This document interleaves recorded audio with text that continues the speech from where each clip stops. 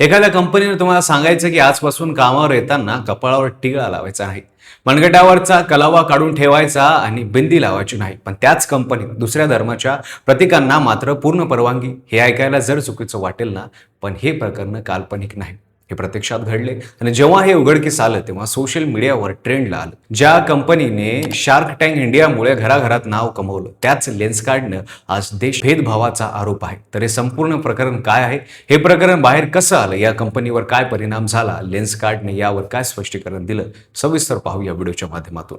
नमस्कार, मी पंकज आणि तुम्ही पाहताय कसं काय. लेन्सकार्ट ही भारतातील सर्वात मोठ्या चष्मा विक्री कंपन्यांपैकी एक आहे.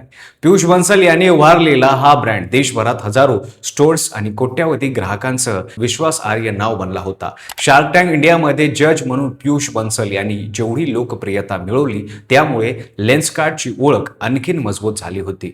पण एप्रिल 2026 मध्ये, म्हणजेच काही दिवसांपूर्वी, सोशल मीडियावर एक स्क्रीनशॉट व्हायरल झाला आणि या पियुष बन्सल याच्या लेन्सकार्टला खऱ्या अर्थाने तडा गेला.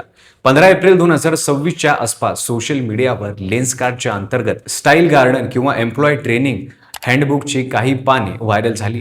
हे डॉक्युमेंट कंपनीच्या स्टोअर कर्मचाऱ्यासाठी होते.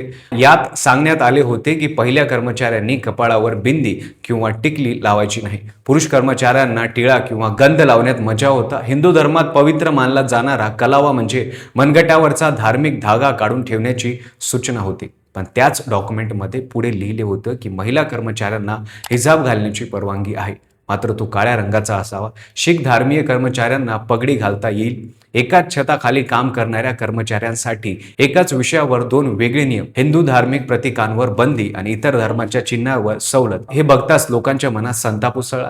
या वादाला खऱ्या अर्थाने वाचा फोडला ते सुप्रसिद्ध लेखिका आणि सांस्कृतिक विषयांच्या अभ्यासक शेफाली वैद्य यांनी. त्यांनी हे स्क्रीनशॉट एक्सवर शेअर करत थेट पियुष बन्सल यांना प्रश्न विचारला. ज्या देशाच्या सांस्कृतिक बिंदी आणि टिळा हा अस्मितेचा भाग आहे, त्याच देशात व्यवसाय करताना अशी बंदी घालण्याचे धाडस कंपनी कशी करू शकते. त्यांनी सांगितलं की हे केवळ नियमावलीत एक ओळ नाही, तर हा भारतीय संस्कृतीवर थेट आघाव आहे. शेफाली वैद्य यांच्या पोस्टला काही तासातच हजारो लाईक्स आणि रिट्विट मिळाले. बघता बघता बॉयकॉट लेन्सकार्ट हा हॅशटॅग सोशल मीडियावर ट्रेंड करू लागला. वाद केवळ सोशल मीडिया पुरता थांबला नाही. काही युजर्सनी लेन्सकार्टचे चष्मे फोडल्याचे व्हिडिओ पोस्ट केले. अनेकांनी मोबाईलमधून लेन्सकार्ट ॲप डिलीट केले. काही कायद्यांनी प्रश्न उपस्थित केले की भारतीय संविधानाने दिलेल्या धार्मिक स्वातंत्र्याला मूलभूत अधिकाराचे उल्लंघन नाही का. माजी इन्फोसिस CFO मोहनदास पै यांनी ही प्रतिक्रिया दिली. त्यांनी कंपनीचे 2025 मधील पोंगल जाहिराती व्हायरल केली, ज्यात पारंपरिक कपडे घातलेल्या महिला मॉडेलच्या कपाळावर बिंदी किंवा टिळा नव्हता आणि पोंगल सणाच्या ताटात खजूर होते. हिंदू सणांची जाहिरात करताना हिंदू परंपराशी विसंगत असलेल्या या गोष्टी पाहून लोकांना संताप आणखी भडकला. जेव्हा वाद राष्ट्रीय स्तरावर पसरला तेव्हा पियुष बन्सल यांनी एक्सवर स्पष्टीकरण दिले. त्यांनी मान्य केले की व्हायरल झालेले डॉक्युमेंट कंपनीच्या अंतर्गत ट्रेनिंग साहित्याचा भाग आहे. मात्र त्यांनी सांगितले की हे डॉक्युमेंट जुने होते. बिंदी आणि टिळावरील आक्षेपार्ह ओळ 17 फेब्रुवारीला, म्हणजे वाद उसळण्यापूर्वीच, अंतर्गत पातळीवर काढून टाकण्यात आली होती. बन्सल यांनी जाहीरपणे जबाबदारी स्वीकारली आणि यापुढे सर्व अंतर्गत साहित्याचे पुनरावलोकन केले जाईल असे आश्वासन दिले. त्यांनी ठामपणे सांगितले की लेन्सकार्ट भारतात भारतीयांनी भारतीयासाठी उभारलेली कंपनी आहे आणि धार्मिक भवितव्यावर कोणतीही बंदी असणार नाही. पण ही माफी पुरेशी ठरली नाही. लोकांचा प्रश्न होता की जर हे धोरण अस्तित्वातच नव्हते तर कंपनीच्या ट्रेनिंग गाईडमध्ये आले कसे आणि इतका काळ कोणाच्या लक्षात का आले नाही. वाद शांत होण्याऐवजी नवीन वळणे घेत राहिले. लेन्सकार्ट प्रकरणाने एक मोठ्या प्रश्नावर बोट ठेवले आहे.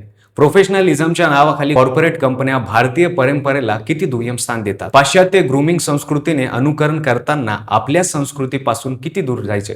ब्रँड व्हॅल्यू घसरणे, बॉयकॉट मागणी, गुंतवणूकदारांमध्ये अस्वस्थता, या सगळ्याचा एकत्रित फटका लेन्सकार्टला बसला आहे. वर्षानुवर्ष जपलेली विश्वासार्हता एका व्हायरल स्क्रीनशॉटमुळे डगमळली. शेवटी कोणताही व्यवसाय खरा आधार त्याचा ग्राहक असतो आणि जेव्हा ग्राहकाची श्रद्धा आणि अस्मिता पणाला लागते तेव्हा कितीही मोठा ब्रँड असला तरी माफी मागल्याशिवाय पर्याय उरत नाही. तुम्ही सांगा, या प्रकरणाबद्दल तुम्हाला काय प्रतिक्रिया आहे. व्हिडिओ आवडला असेल तर लाईक करा, चॅनलवर नवीन असाल तर चॅनलला सबस्क्राईब करा आणि बेल आयकॉनला दाबायला विसरू नका आणि पाहत राहा फक्त कसं काय.